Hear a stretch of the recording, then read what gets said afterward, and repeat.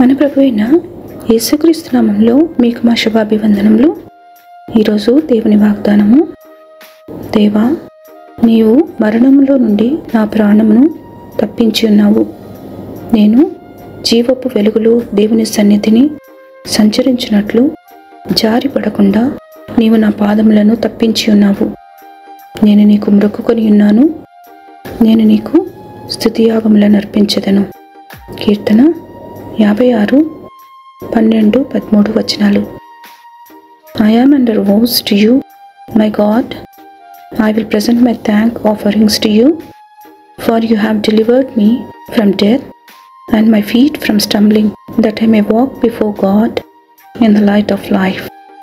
Psalm 56:12-13. ప్రార్థన.